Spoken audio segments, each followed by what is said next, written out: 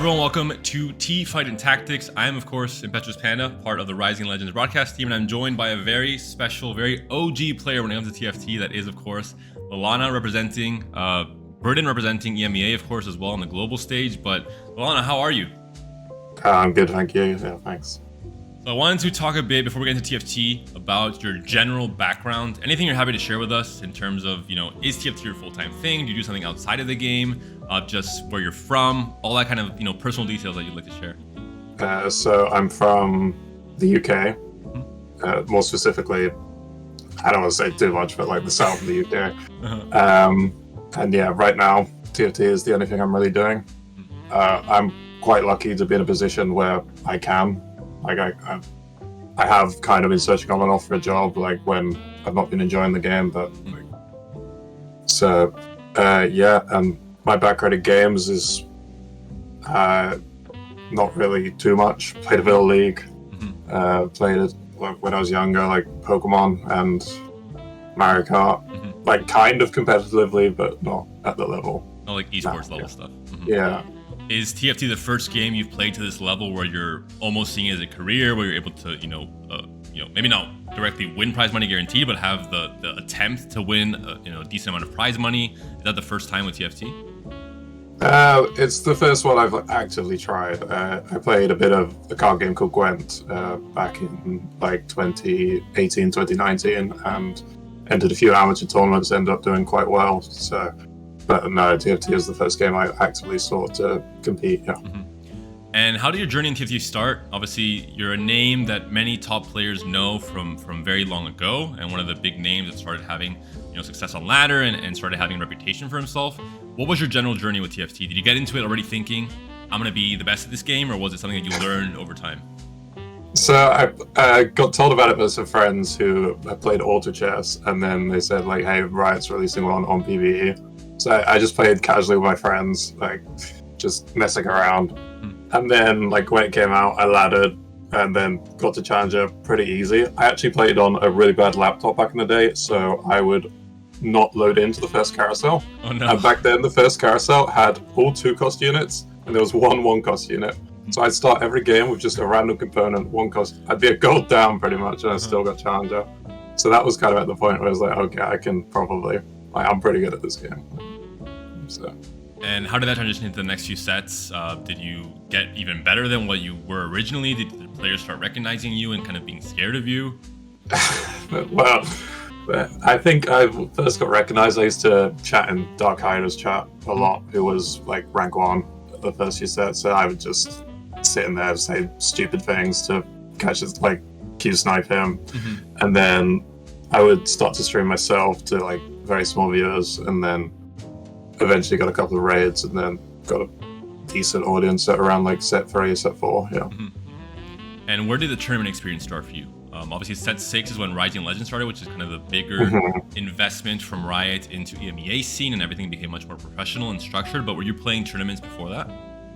Yeah, so I qualified for the set 3 regionals, which was the first regionals. I went almost dead last, so that was a bit of a blow. And then set 4, I actually made it all the way to EU finals, made it to Worlds, back when we had 6 slots. I was slot 6, so technically I did get pretty lucky. And yeah, I made it all the way to the World finals in the end, but came a bit short at the end. So. And how was that experience overall? It's obviously not something many players can say they've been able to do in TFT, with how long the game's been out. Obviously, set 4 was maybe a bit different to the last few sets. There's been a lot more investment. There's a lot more competition in general from all across the world. But what was set 4 finals like for you, that whole experience?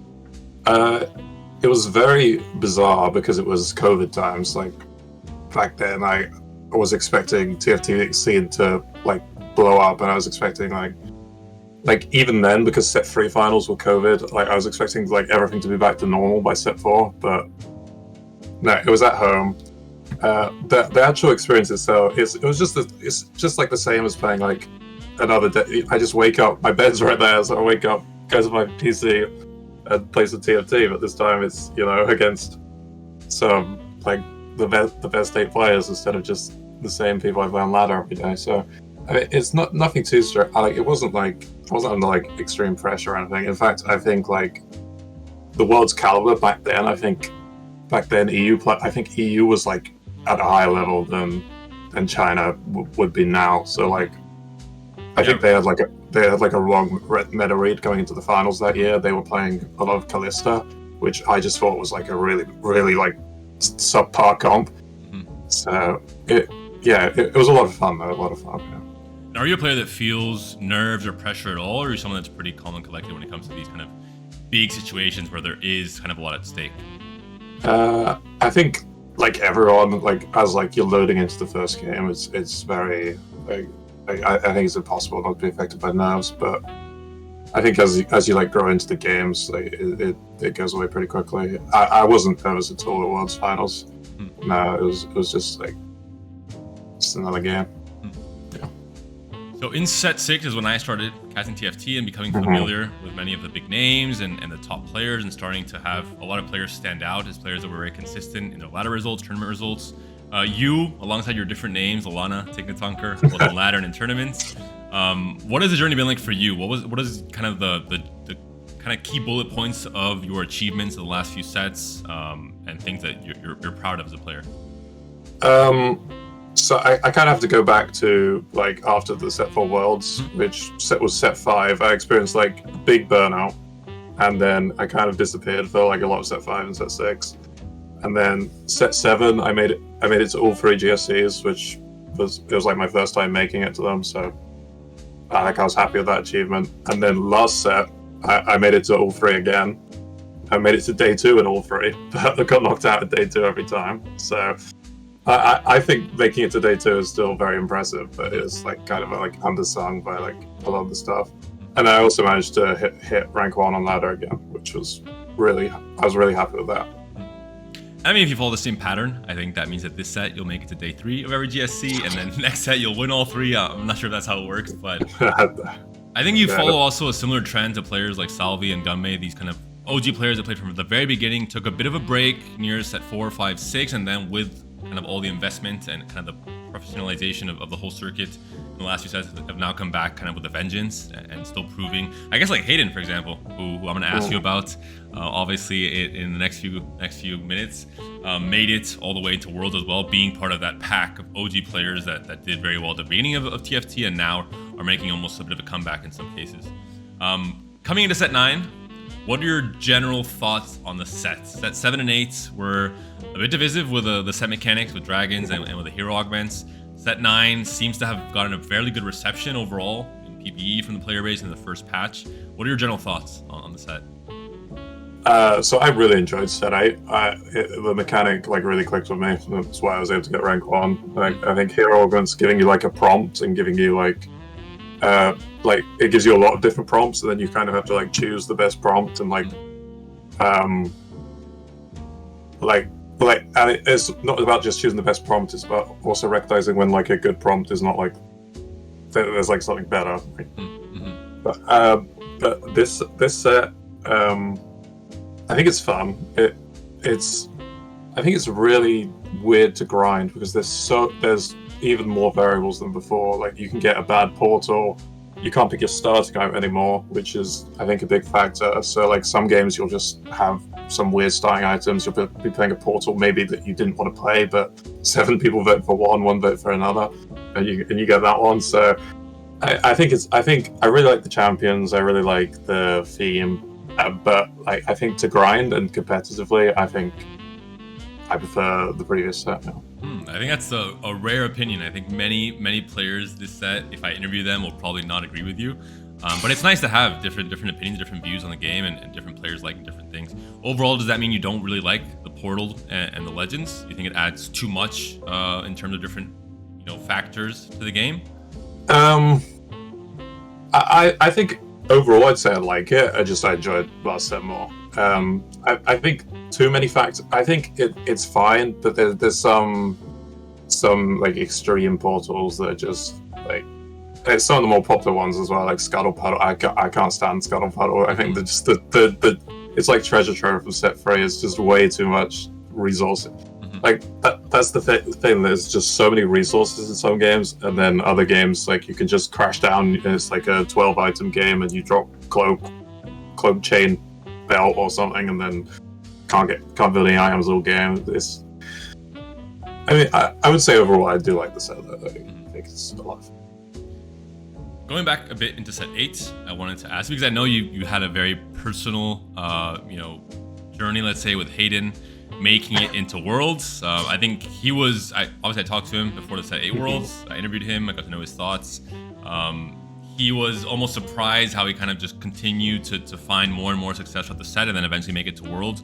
You were his prep partner, or one of the prep partners for that journey, those few weeks that he had before getting to the World Championship.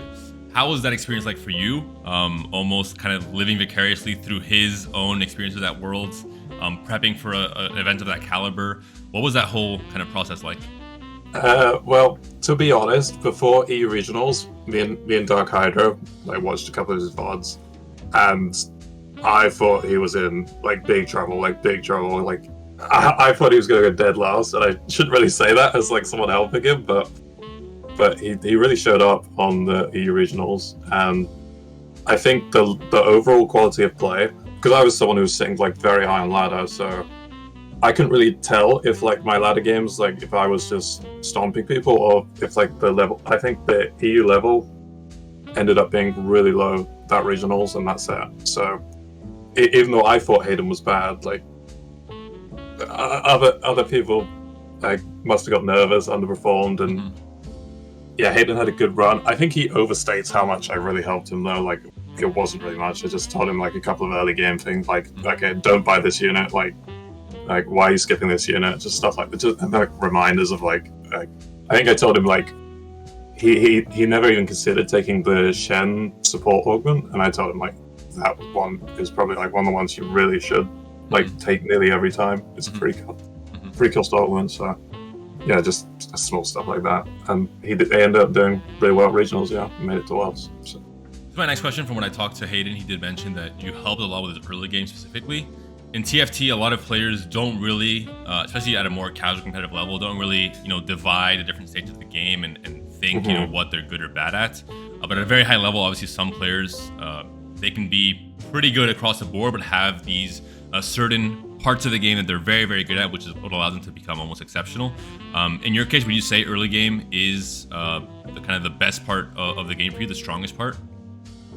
I wouldn't say so much. I think this set in particular, I'm really good at capping out a board. I think I've not always been good at it, but this set, I think I've seen other people do it, and I think I can do that a lot better. I just think early game is so important for when you're helping someone, because especially in a tournament, if your early game is good, it sets your tempo for the whole game. If you're on a direction that you're comfortable with, there's guaranteed to be, a TFT tournament, even though everyone's a good player, there's guaranteed to be one or two people who are just not comfortable on the line that the game's given them. So if you're comfortable with most openers and understand get your game going in a good direction, it's so helpful in tournaments. Yeah. So what would you say separates you as a player? There's not so much something that has to be being good at early game or capping board, etc., but just in general, it can be any kind of attribute that you think helps you as a competitor. Maybe your mindset, maybe the amount of the way you play TFT, the way you approach the game. Well, the joke was in the early game, in the early sets, that what set me aside as a different player was that I was British. That was the only kind of defining. But if I think about it, I like to say that I try and make good sustainable decisions in game. I don't go for the crazy risks. When I pick my augment, I really like to make sure okay, this augment, I don't want my augment pick to lose me the game automatically. I don't know, I like to make sustainable decisions that are justified. So it's always about if I can say after the game yes, I picked this augment and I picked it because of this reason, and then if I lose, as long as it's not because the reasons, I guess it can be the reasons are wrong, but you just want yeah, justify, if you're gonna take a big risk, justify it basically. If not, just try and play tighter parameters basically of risk. I like playing spots and lines that anyone could win with, pretty much. My favorite thing to do at TFT is just to be sitting there 80 HP, full streak, just everyone else dead, And like, you like the high roll. Got it. I'm taking notes. Yeah, very much. Yeah. This is definitely not something I expected to hear from any TFT player playing at a high level. He likes the high roll. That's true. Yeah. It's really hard to like define a TFT play style for me at least. So. You talked about getting top 1 or to rank 1 at the end of last set. Going into this set, what is kind of a day in your life playing TFT look like? What is kind of the general schedule or habits you follow? What is the breakdown in terms of games played to games that you watch or study if you do, or stats that you study? What's kind of like the breakdown for you? So I guess in my TFT study, I guess I wake up. Normally I stream quite early in the morning, so I'll wake up, watch maybe a stream for an hour, and then stream for maybe like 4 or 5 hours, and then probably take a break, do some other stuff, and then come back in the evening, watch a couple of streams, maybe play a couple games. Like if I had some bad games in the morning, I'll probably play more, but like I don't really go over my own games. It's more just like, and then when I'm watching streams, I'll have like, I think most people do this, but you have like 5 or 6 open and just like hop between, like find the most interesting spots. And yeah. Are there any streamers that you have a preference for watching, either from an entertainment perspective or from like a learning perspective? Any names you want to share? I watch a lot of Setsuko now because he's just so funny. I love his sense of humor. EU wise, I'd say I used to watch a lot of Dasig. He's a really good friend of mine. I've been watching a lot of Brother lately, who he started streaming again this year. He's been enjoying it, and I think he's very entertaining as well. And I watch my friend. I mostly watch like friends in EU. I watch like Tian and Padre. There's not really many options for English EU streams. So. And you mentioned a few names that you're good friends with, but overall, what is your kind of ecosystem of relationships in TFT? Kind of your support group? Are there players that you prep with and kind of really dive deep before a tournament, or are you more kind of a lone wolf and it's just more kind of banter-wise, those friendships? Yeah, it's mostly a lot of banter. Dasig always offers to help train with me.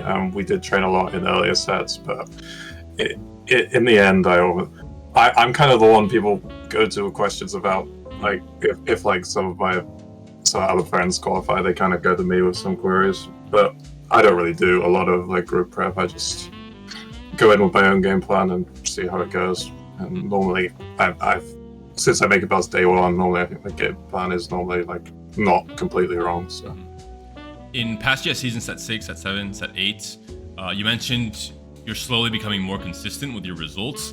What do you think stopped you in set 8 from reaching day 3s? What do you think you're missing as a player? What do you think that is kind of like the missing formula? I think it was a lot of the times I would get off to a bad start in game 1 or game 2, and then just like I remember in day 1 of the third GSC, so the 8.5 set, the set wise rank 1. I died in game 1 at 6-5 because there was 2 metabolics in our last stand. So I went 6-5 fifth. No. Yeah, and the lobby was I don't remember the entire lobby, but I remember Cambiz was in it, and he ended up going to Worlds, obviously. So like it was a strong lobby, and like just having to play till 6-5, like sweat every round. Like it was the hacker patch as well, so like I'd be like switching side every time. And just to end up going 5th in the end after all that was just like really hard. It was really hard for me to recover from that, because I kind of view tournaments as like if you don't have an edge on the competition, you're going to get 3 games that you probably should top 4, and you're going to get 3 games you're probably going to bot for, assuming everyone's the same skill level. So you've got to make sure that in the games you are like the old top 4 games, that you've got to like finish well in them. And like in that game, I felt like that was my game to top 4. And I went 5th at 6-5, and it kind of just like when I get a bad game, and then like 1 or 2 games later, it's just like it really like hurts the mental, because I came into that one as well knowing that I needed to day 3 and finish well day 3 to make it to regionals. So like Is there anything you're changing for this set regarding mental? Is there anything you're working on to make sure that if you have situations like those, you are able to bounce back quicker or stay at a more normal level? I think aside from caring less, I guess, like, like I was really trying to prove something last set by like making regionals, but I ended up proving it in a different way by getting rank 1, I think. And I think that satisfied me. And this set, I'm kind of high on ladder already. I'm kind of like ranked in the top 10 right now. So, like, I feel like I really wanted to make day 3 to like justify like myself as a good player, but I think for me personally, I think I've done enough now to justify that I am still good. So if I don't make day 3, like, oh well, I'll just try again next time. Like, it is what it is, you know. Going back to set 8 a little bit, I want to talk about KurtFuzzled. He's obviously another British player that now finally shares some space with you among kind of this players that have accomplished a lot in TFT and happen to be British. It wasn't so much the case in past sets. Were you happy to see KurtFuzzled have this breakout set? It's mixed feelings because I wanted to, like, I liked having the spot as the only British guy to make it to Worlds, but obviously once he's there, I'm supporting him and like, cheering him on. He's not someone I really spoke to much at all, so it is nice to see. I guess Nordic as like. That's another thing I want to mention is the UK Nordic.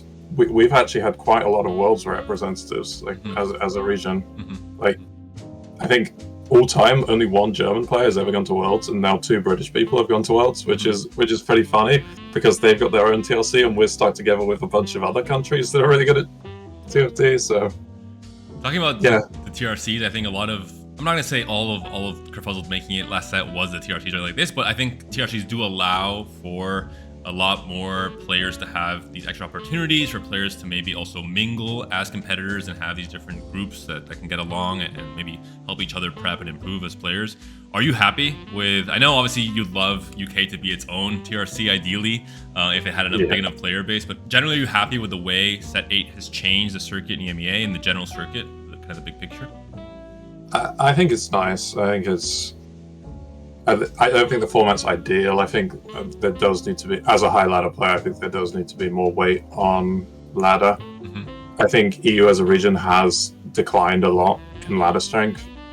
I think I can say that as I've been pretty high ladder quite a lot, but I'm not sure whether that's to do with like less slots for ladder or what. But yeah, I think the TLCs are nice. I think it is nice to see when you look at people who qualified from TLCs, there's a lot of names you know and people you like for example the German TLC, like Dark Hydra and Salvi making it, like I know they're good players, so like, I think and it's nice to like have the Northern Legends and have people come together and maybe improve as a region. It's good. And outside of EMEA and outside of the competitive circuit itself, TFT has seen a lot of announcements for the future. We are not going to have mid-sets next year. There's a big Vegas LAN in December. Overall, for those that are very invested in the game, I think a lot of players and casters and content creators have noticed that Riot seems to be caring and investing a lot more in TFT. They're valuing the game as an esport much more right now and into the next few years as well. What does this do for you as a player in terms of your long-term view of the game and your investment in the game? It's very exciting, yeah.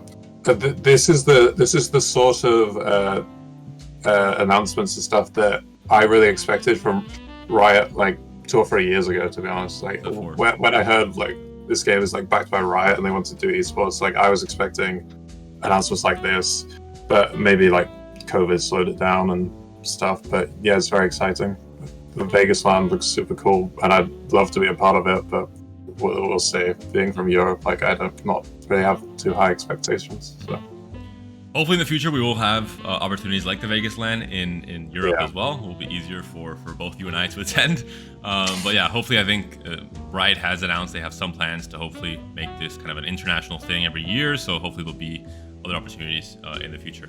Talking a bit about EMEA and their showing at Worlds, you mentioned it a bit, but is there any big reason you think EMEA has faltered at Worlds last few sets? Do you think there's any reason why we haven't been able to prove the level some of our top players have compared to even NA, who obviously won last set, but China being the big one? I think China might be more obvious why, but for EMEA, what do you think is missing, let's say?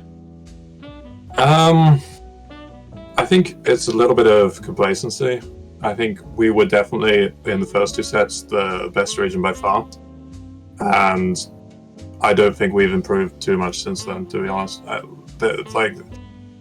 I think as like a ladder, EU top players like are similar. Let's compare to NA. EU top players maybe similar, slightly worse to NA, and then EU, like the EU middle part, we have.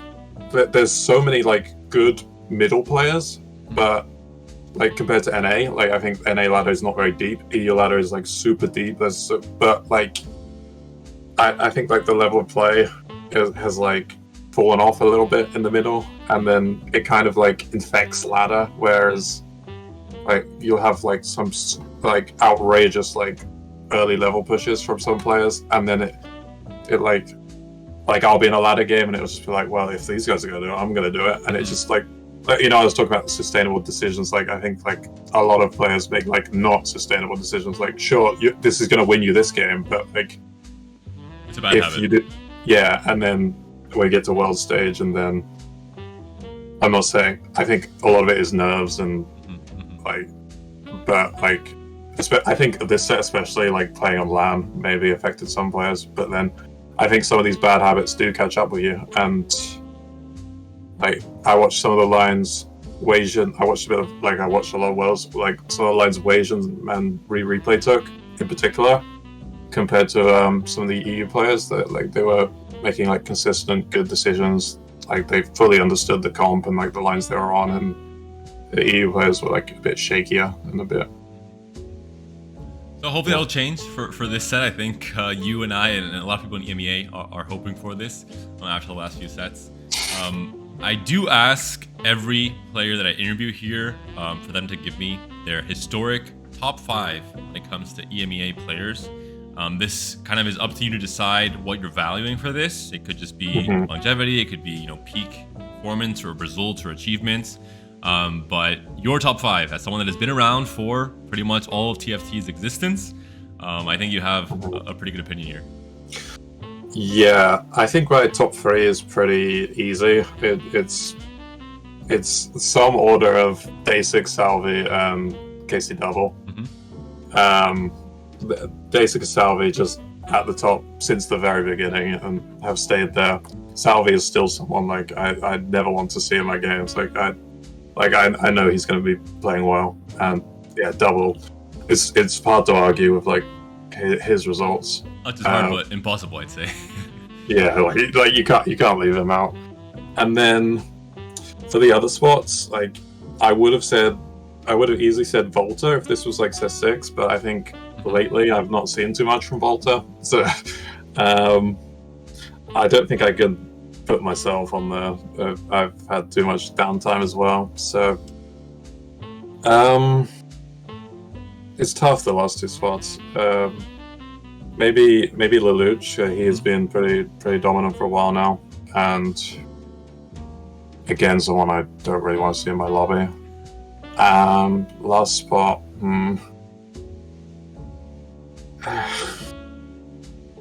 I will say someone I think is doing really well right now is Kevin Parker. I think he will make it to Worlds sooner or later if he keeps going.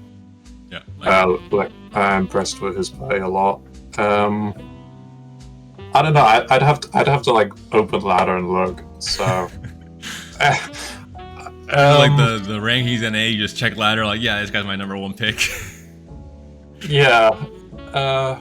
Who's someone who's, I don't want to say like a joke answer or anything, but I mean, there's a lot of more depth in the French scene.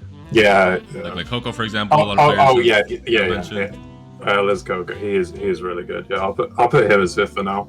But I have been impressed by Cambiz as well lately. So yeah, a lot of players are on a very good upswing, let's say, where they haven't proven that same level for a long time, but what they have proven in the last set or 2 has been very, very high. Before we end, Lallana, I want to ask you to just give any shout outs, any gratitude you want to share to players that you made friends with in the last few sets or last few years playing TFT, any viewers you want to thank, or just any last words you want to have for this interview.